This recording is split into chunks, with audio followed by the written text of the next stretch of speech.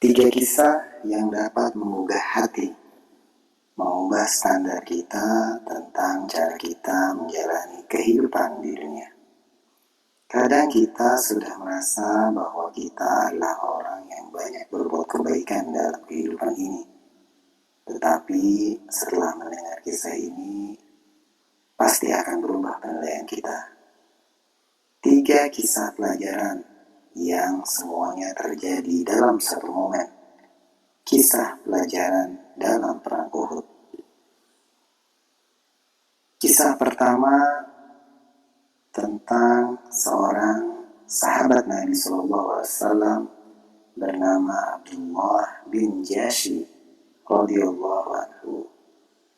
Kisahnya dalam perang Uhud tergambar pada doa yang dilantunkannya kepada Allah Subhanahu wa Ta'ala.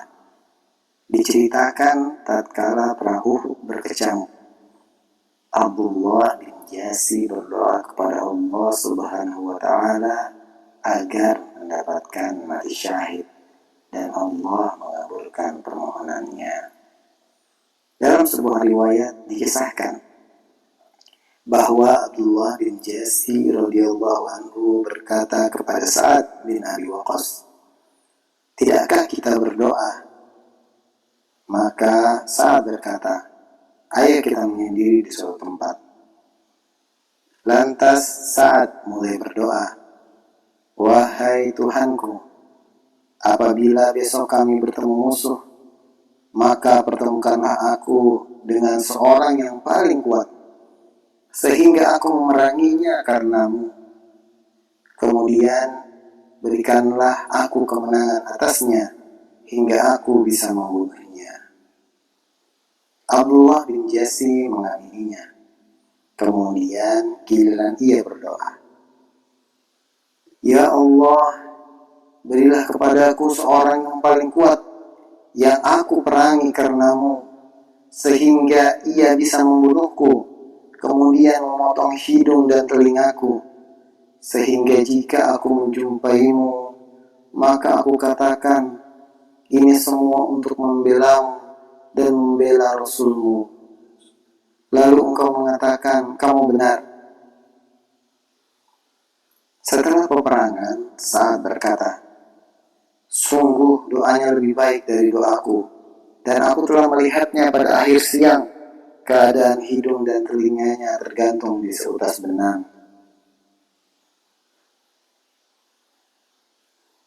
Kisah kedua, sahabat yang mulia Mus'ab bin Umair radhiyallahu anhu.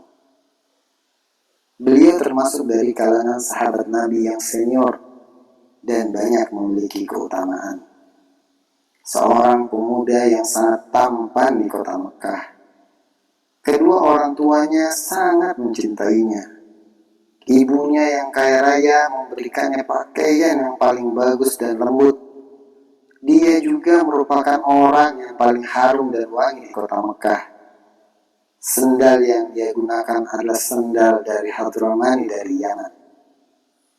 Apabila Rasulullah SAW mengingatnya, beliau mengatakan, "Saya tidak pernah melihat seseorang di Mekah yang paling bagus juntayan rambutnya, tidak pula yang lebih halus pakaiannya, serta lebih banyak mendapatkan kemewahan hidup daripada Mus'ab bin Umair." Kehidupannya berubah 360 derajat saat beliau masuk Islam dan meninggalkan semua kemewahan hidup yang didapatkan sebelumnya.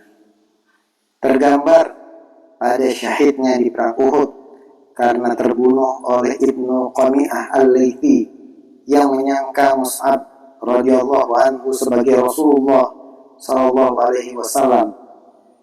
Sehingga Ibnu Qami'ah lantas menemui orang-orang Quraisy sambil berseru, "Aku telah membunuh Muhammad, aku telah membunuh Muhammad." Ketika perang telah usai, Rasulullah mendapati Mus'ab yang sudah tidak bernyawa itu dengan pakaian yang ia gunakan.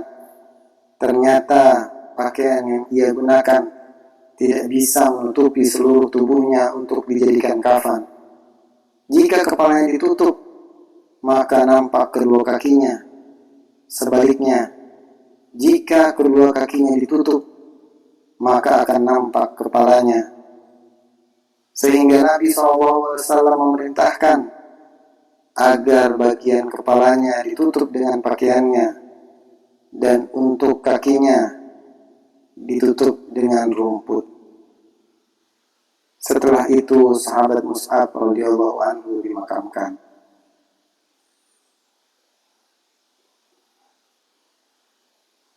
Kisah ketiga dari sahabat yang mulia, Hamzah bin Abi Amir radhiyallahu anhu.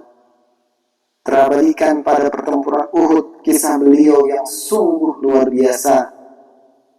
Beliau berangkat perang Uhud dalam kondisi baru saja menjalankan hari pernikahan. Runut cerita, saat berjumpa dengan pasukan musuh di medan perang, Hamzah segera maju cepat ke depan. Dia terus membelah barisan musuh hingga mencapai letak Abu Sufyan, komandan pasukan lawan. Hamzah berhasil menghempaskannya ke tanah dan hampir membunuhnya. Tapi siapa sangka, justru Hamzah yang terbunuh dengan tebasan pedang Syaddad Ibnul Aus yang datang seketika. Seusai perang, di salah satu sudut, sahabat mendapati jasad Hamzah diam tergeletak di atas tanah. Namun ada yang aneh, jasad tersebut basah dan terlihat air menetes-netes darinya. Menjawab keheranan para sahabat, Nabi SAW memberitahu bahwa beliau melihat beberapa malaikat telah memandikan jasadnya. Temuilah istri Hamzah dan tanyakanlah perihal Hamzah kepadanya.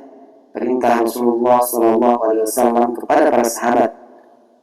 Kala itu Hamzah dan Jamilah adalah sepasang pengantin baru yang tak lebih dari satu malam bertemu. Datanglah mereka kepada istri Hamzah yang bernama Jamilah binti Abdullah bin Ubay bin Salul dan menanyakannya.